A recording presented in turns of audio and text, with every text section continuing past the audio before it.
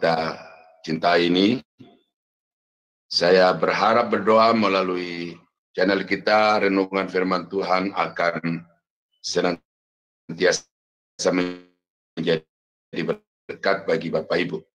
Dan pada hari ini kita akan kembali merenungkan firman Tuhan dari Kolose pasal 3 ayat 1 sampai 17. Dan pada hari ini kita sampai di pasal 14 sampai pasal 17. Namun sebelumnya mari kita tunduk kepala, kita berdoa.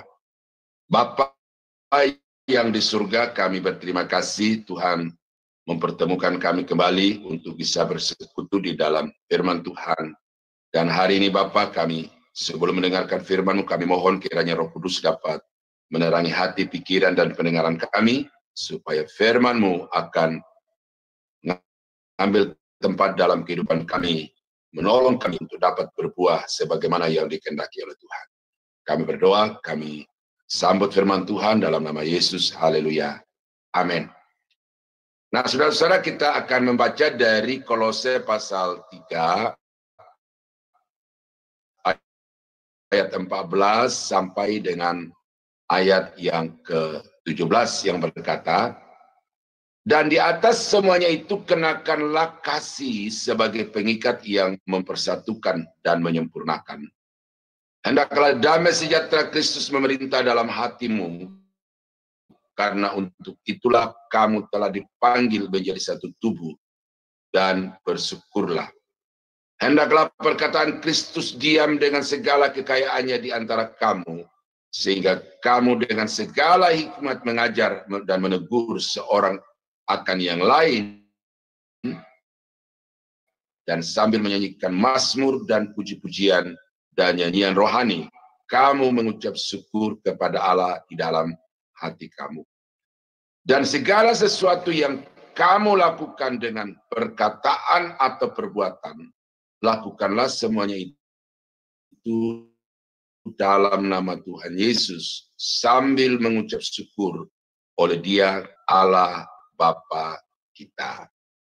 Nah, saudara-saudara, itulah teks dari Kolose pasal 3 ayat 1 sampai 17, khususnya yang akan kita bahas pada hari ini dari ayat 14 sampai dengan ayat yang ke-17, yang masih tetap pada topik utama manusia baru di dalam Tuhan.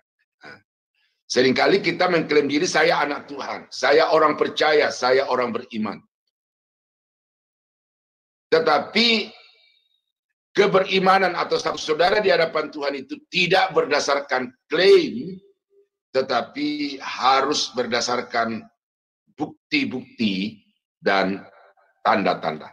Nah, itu sebabnya Paulus menjabarkan secara detail, walaupun tidak seluruhnya, di dalam Kolose pasal 3 ayat 1 sampai 17 ini tentang tanda-tanda dari orang-orang yang sudah mengalami kelahiran baru di dalam Kristus. Dan kita sudah membahas dari ayat 1 sampai ayat yang ke-13. Sekarang kita sampai kepada ayat 14 yang memberikan juga tanda-tanda orang Kristen yang telah lahir baru. Yang ketujuh di sini adalah memiliki kasih yang sempurna. Orang yang sudah lahir baru oleh Roh Kudus, oleh firman Allah, dengan sendirinya di dalam dirinya akan ada Roh Allah. Pada saat yang bersamaan dia akan memiliki Roh Allah di dalam dirinya, dan Roh itu akan mendinamisir kehidupannya sehingga orang itu pada akhirnya akan menghasilkan buah-buah kehidupan yang merupakan ciri khas dari orang-orang yang sudah lahir baru, dan salah satunya adalah memiliki kasih yang sempurna. Dan di atas semuanya itu kenakanlah kasih sebagai pengikat yang mempersatukan dan menyempurnakan. Jadi orang-orang yang sudah lahir baru itu akan nampak dengan sendirinya di dalam kehidupannya bagaimana dia hidup berdampingan dengan sesama orang-orang percaya dalam suasana damai, suasana rukun, suasana tentram, oleh karena persekutuan itu diikat oleh kasih yang sempurna yang berasal dari Kristus. Nah, jadi untuk kita bisa mengukur apakah seseorang itu sudah sungguh-sungguh lahir baru, ataukah hanya dia menjadi orang Kristen, hanya aktivis gereja, itu dari bagaimana dia membangun satu relasi dengan sesama orang-orang percaya. Tidak boleh lagi ada blok, tidak boleh lagi ada tembok-tembok yang membuat jarak di antara kita, tetapi kita melebur di dalam satu relasi oleh karena ada kasih yang mengikat kita. Nah, saudara-saudara, apa yang menjadi masalah di dalam gereja-gereja Tuhan di Indonesia, di dunia itu adalah sikap dari jemaat di dalam gereja itu yang membatasi diri, membatasi relasi, membatasi hubungan, persekutuan hanya dengan orang-orang yang satu denominasi dengan dia. Berarti orang itu belum lahir baru. Itu gampang saja. Orang yang sudah lahir baru, dia akan aktif di satu gereja lokal tertentu, dia akan berkontribusi secara penuh dengan gereja itu, pelayanan gereja itu, tetapi juga tidak menutup mata, tidak menutup diri untuk membangun hubungan relasi dengan orang-orang yang ada di luar gerejanya. Ya. Gereja suku itu pada satu sisi penting, perlu, tetapi gereja yang bersifat suku itu tidak boleh membatasi hubungan kita dengan orang-orang Kristen dari suku yang lain. Katakanlah saya sebagai orang Toraja, saya tidak boleh hanya bersekutu dengan orang-orang Kristen di Toraja, tetapi saya harus membangun relasi yang harmonis dengan orang Kristen di Ambon, di Batak, di Nias, di Papua, di NTT, di seluruh dunia. Karena kita adalah orang-orang yang telah dipenuhi dengan kasih Kristus. Ini hilang dari gereja Tuhan masa kini. Kelihatannya dia aktif, kelihatannya dia loyal, bahkan royal kepada gereja, tetapi sesungguhnya dia belum lahir baru. Karena apa? Karena dia belum menampakkan di dalam Yohanes pasal 17 ayat yang ke-26, dan aku telah memberitahukan namamu kepada mereka. Mereka di sini adalah orang-orang yang dimenangkan oleh murid-murid Yesus dan kemudian percaya kepada Yesus. Ya, aku telah memberitahukan namamu kepada mereka, dan aku akan memberitahukannya supaya, nah ini, supaya kasih yang engkau berikan kepadaku ada di dalam mereka dan aku di dalam mereka. Nah, jadi untuk apa kita mengenal Tuhan? Untuk apa kita berbakti kepada Tuhan? Ini Yesus berkata, supaya kasih Tuhan itu memenuhi kehidupan kita, dan dengan kasih itu kita bisa bersekutu di antara satu dengan yang lain, tanpa pandang latar belakang suku, baik Yahudi maupun non-Yahudi. Semua orang-orang yang sudah lahir baru, tidak ada lagi Yunani, tidak ada lagi Yahudi, tidak ada lagi hamba, tidak ada lagi tuan, tidak ada lagi barbar, tidak ada lagi skit, tetapi semuanya telah melebur di dalam satu tubuh, yaitu tubuh Kristus. Nah, jadi kalau saudara itu orang-orang yang sungguh-sungguh sudah lahir baru, maka tidak boleh lagi ada sekat-sekat, atau dengan sendirinya sekat-sekat yang dibangun oleh gereja itu akan runtuh, karena kasih Kristus itu lebih kuat daripada tembok-tembok gereja. Nah, itu tanda yang ketujuh dari orang yang sudah lahir baru di dalam Tuhan. Nah, tanda yang berikut adalah dikendalikan oleh damai sejahtera Kristus. Ayat 15 bagian A. Hendaklah damai sejahtera Kristus memerintah di dalam hatimu, karena untuk itulah kamu telah dipanggil menjadi satu tubuh, dan bersyukurlah. Nah, jadi apa yang dimaksudkan oleh Paulus di sini, bahwa orang-orang yang sudah mengalami kelahiran baru oleh Roh Kudus dan oleh firman Allah itu Maka di dalam membangun satu relasi berhubungan dengan orang-orang lain ini, maka hubungan itu juga diwarnai dengan damai sejahtera Kristus. Kasih itu pengikat, tapi suasana di dalamnya itu harus ada suasana damai dan sejahtera. Artinya apa? Di sini orang-orang yang sudah lahir baru itu harus menjadi peacemaker, pembuat kedamaian dan bukan pembuat kegaduhan. Gereja-gereja terpecah belah karena ada orang-orang di dalamnya yang menciptakan kegaduhan.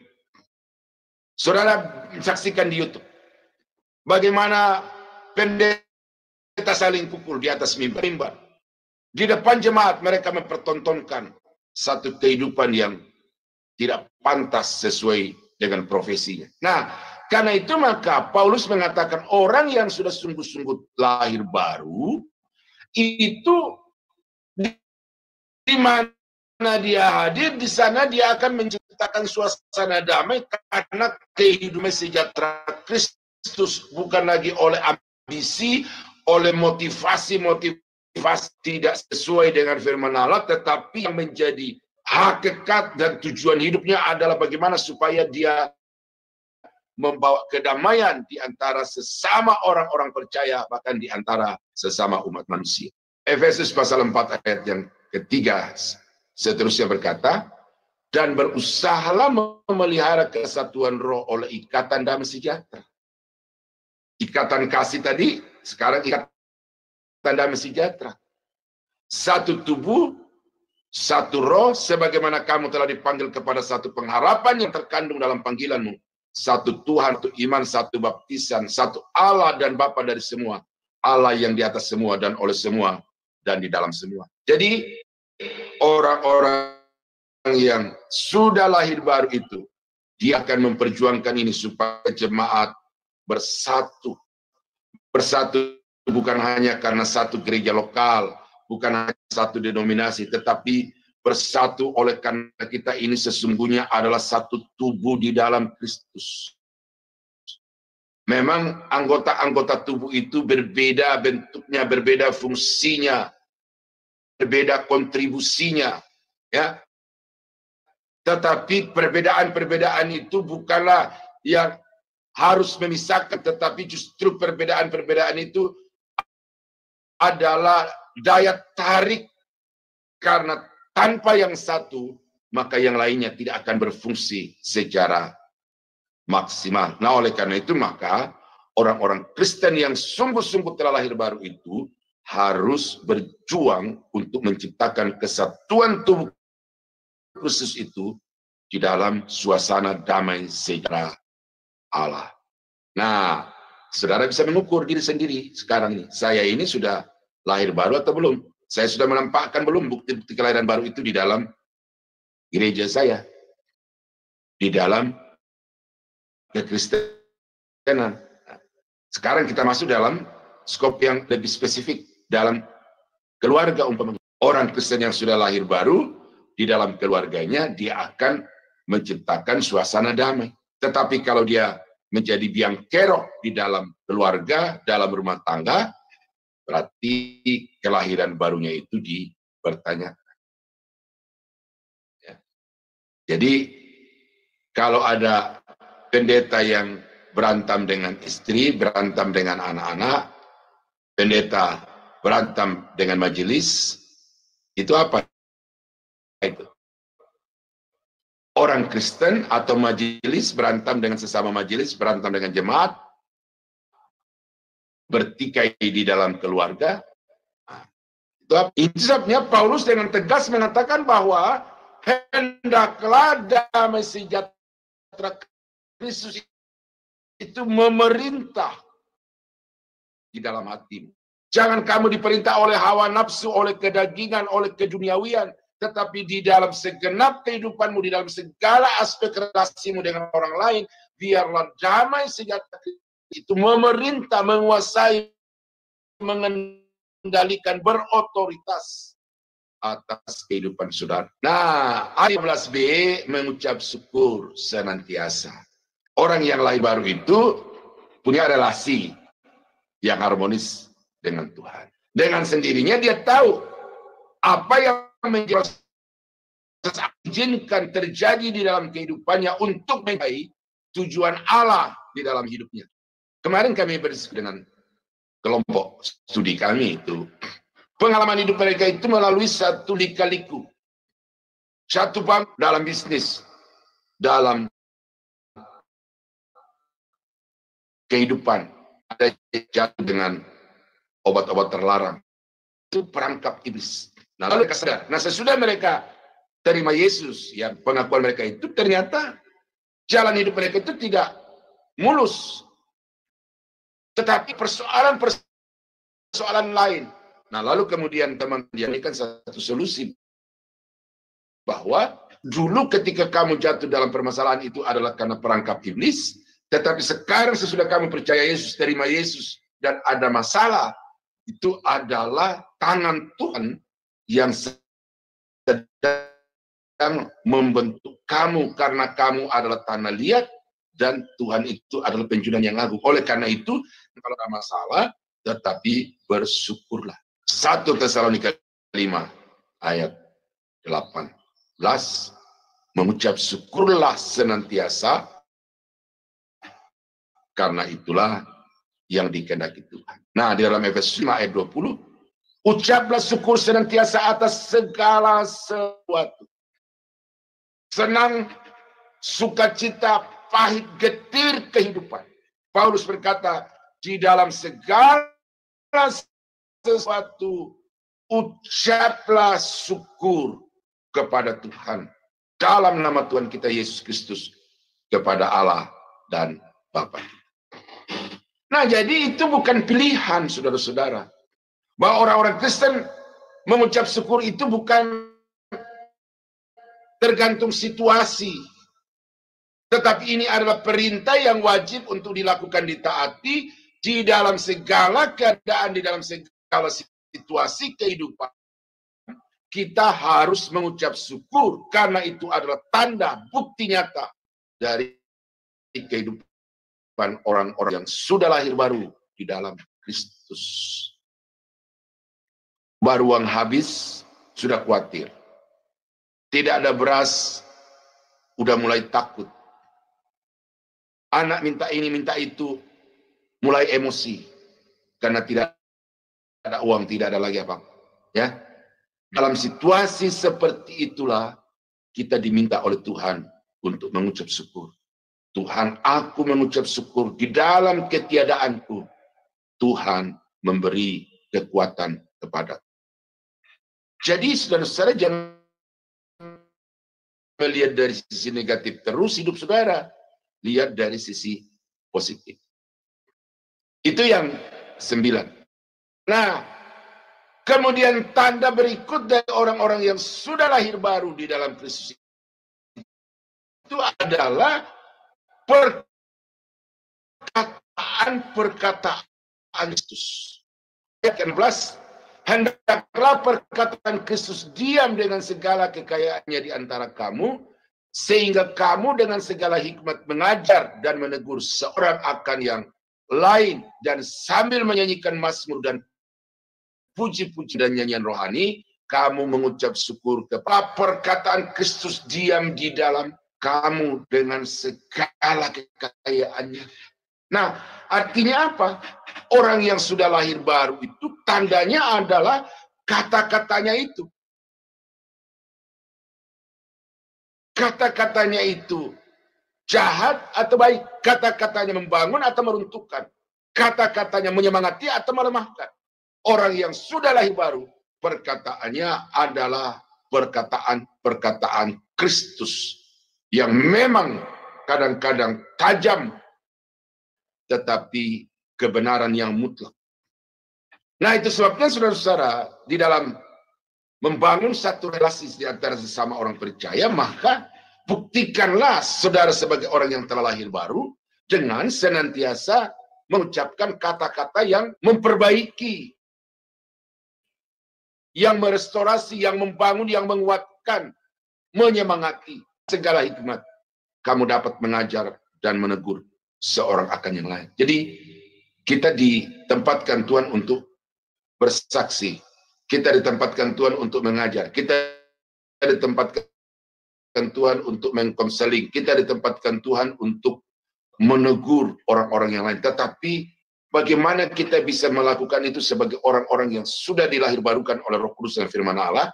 Maka di sini Paulus mengatakan, hendaklah perkataanmu itu adalah perkataan Kristus. Efesus 5. Dan janganlah kamu mabuk oleh anggur, karena anggur menimbulkan hawa nafsu, tetapi hendaklah kamu penuh dengan roh. Dan, nah ini bisa dibilang, hendaklah kamu berkata-kata seorang kepada yang lain di dalam mazmur, kidung, puji-pujian, dan nyanyian rohani. Bernyanyi dan bersoraklah bagi Tuhan dengan segenap hati. Nah, jadi saudara-saudara yang kekasih di dalam Tuhan, ini bagaimana kata-kata kita itu adalah kata-kata pujian, kata-kata yang menyanjung, kata-kata yang membangun. Ini dari dosen psikologi saudara bisa belajar kata-kata itu secara filosofi, tetapi secara teologi, secara iman Kristen, bahwa kata-kata yang keluar dari mulut kita itu adalah kata-kata yang penuh dengan hikmat, kata-kata yang penuh dengan puji-pujian kepada Allah, dan kalau itu merupakan teguran, maka tegurannya adalah teguran dengan kasih dan dengan lemah lembut. Efesus 4 ayat yang ke-29 katakan gini, janganlah ada perkataan kotor keluar dari mulutmu, tetapi pakailah perkataan yang baik untuk membangun di mana perlu, supaya mereka yang mendengarnya beroleh kasih karunia. Jadi betapa dahsyatnya kata-kata saudara itu, karena kata-kata itu menentukan orang yang mendengarnya bisa diselamatkan atau tidak. Maka Paulus mengatakan, hendaklah perkataan Kristus itu diam di dalam kamu senantiasa. Nah, apalagi saya sebagai pendeta, pengkhotbah, pengajar, dosen, ini bertanggung jawab sepenuhnya terhadap setiap kata yang saya keluarkan. Oleh karena itu maka saya selalu berdoa, saya selalu mempersiapkan diri, selalu membaca Alkitab, selalu membaca buku-buku yang lain untuk mengkonfirmasi apakah yang saya mengerti ini sesuai atau tidak. Supaya jangan sampai saya menyampaikan satu ajaran yang pada akhirnya ditemukan bertentangan dengan apa yang Alkitab katakan. Dan puji Tuhan, saudara-saudara, selama lebih dari 20 tahun saya di pendidikan sekolah teologi, sampai hari ini belum ada yang memprotes ajaran saya. Kalau nggak setuju banyak. Ya, ada beberapa teman yang saya mulai bersama-sama, tetapi karena tidak setuju dengan ajaran saya, ya akhirnya saya mengundurkan diri. Tetapi itu tidak berarti bahwa ajaran saya salah. Ya, itu karena sikap orang itu. Yang bagi saya seperti apa yang Paulus katakan, pada waktunya orang akan mencari guru-guru yang menyenangkan telinga, yang dapat memenuhi selera murahan mereka, ajaran-ajaran yang menyenangkan daging, itu saja yang mereka cari, dan mereka tidak mau terbuka kepada kebenaran. Tetapi saudara bisa menguji ajaran saya. Jadi dalam renungan-renungan yang saya sampaikan, setiap nats yang saya bacakan kepada Bapak Ibu itu, dari situ saya membangun topik, dari situ saya membangun judul, dari situ saya membangun poin-poin yang saya sampaikan kepada Bapak Ibu. Nah, sama seperti hari ini dari bacaan kita Kolose pasal 3 ayat 1 sampai 17, dan poin-poinnya semuanya dari situ. Kemudian poin-poin itu saya dukung atau saya konfirmasi dengan ayat-ayat yang lain di dalam Alkitab, sehingga kesimpulan saya dari satu teks itu tidak bertentangan dengan bagian lain dalam Alkitab. Itu cara menguji apakah ajaran itu benar atau salah. Dan karena ini saya sudah berinteraksi juga dengan banyak dokter-dokter dan tidak ada komplain, maka satu dua yang tidak terima ajaran saya itu, saya simpulkan itu karena mereka hanya mau mencari pengajar-pengajar atau pengkhotbah pengkhotbah ini, tanda dari orang yang sudah lahir baru itu adalah merefleksikan Kristus di dalam kehidupannya atau merepresentasikan Kristus di dalam kehidupannya. Dan segala sesuatu yang kamu lakukan dengan perkataan atau perbuatan, lakukanlah semuanya itu dalam nama Tuhan Yesus sambil mengucap syukur oleh Dia kepada Allah Bapa kita. Ya, lakukanlah semuanya itu dalam nama Tuhan. Apa arti dalam nama Tuhan? Atas nama, mewakili, atas nama Presiden, saya menyampaikan pesan ini. Tuh, artinya apa? Juru bicara itu tidak membuat menyampaikan pesan berdasarkan apa yang dia dapat dari Presiden. Kalau saudara berkata, saya menyampaikan firman Allah kepada saudara, itu artinya apa yang saudara sampaikan itu bukan dari diri sendiri, tetapi dari Tuhan. Dan dengan demikian, saudara adalah representasinya Tuhan kepada umat, kepada keluarga, kepada teman-teman sekantor, kepada masyarakat sekitar. Nah, oleh karena itu maka tanda orang yang sudah lahir baru di dalam Kristus itu dalam setiap perkataan, dalam setiap perbuatan harus mencerminkan Kristus, menampakkan Kristus melalui kehidupannya. Maka Paulus berkata, kamu adalah surat-surat Kristus yang terbuka, yang dibaca oleh siapapun. Berarti kehidupan saudara itu harus merefleksikan karakter Kristus, sifat-sifat Kristus. Maka dengan itu kita bisa menyimpulkan bahwa saudara dan saya adalah orang-orang yang telah lahir baru. Nah, jadi saudara-saudara dari Kolose pasal 3 ayat 1 sampai 17 ini kita belajar tentang tanda-tanda orang yang lahir baru. Ada 11. Ya, mungkin kalau kita baca lagi di dalam Efesus ada lagi di situ hal-hal lain yang Paulus tekankan, tetapi khusus dari Kolose 3 1 sampai 17 ini kita sudah mendapatkan 11 poin yang merupakan tanda-tanda daripada orang-orang yang sudah lahir baru. Nah, kiranya renungan firman Tuhan pada saat ini dapat menjadi berkat, menjadi pencerahan yang lebih jelas kepada Bapak Ibu untuk saudara bisa menampilkan diri di tengah-tengah keluarga, di tengah-tengah yang sudah lahir baru. Mari kita tunduk kepala, kita berdoa. Bapa, terima kasih untuk renungan firman-Mu pada hari ini. Kami sudah diajar bagaimana kami harusnya menampilkan kehidupan kami sebagai orang-orang yang sudah dilahirbarukan. Karena itu Bapa, kami minta kekuatan, minta pertolongan Tuhan untuk memampukan kami merefleksikan di dalam segenap kehidupan kami 11 poin dari nats yang kami baca ini sebagai tanda bukti bahwa kami adalah orang-orang yang baru. Terima kasih Bapak, dimanapun channel ini dibaca, dimanapun suara hamba terdengar, kiranya Roh Kudus bekerja sehingga orang yang mendengar itu dapat menerima Yesus sebagai Tuhan dan Juru Selamat. Kami berdoa mengucap syukur dalam nama Yesus. Haleluya.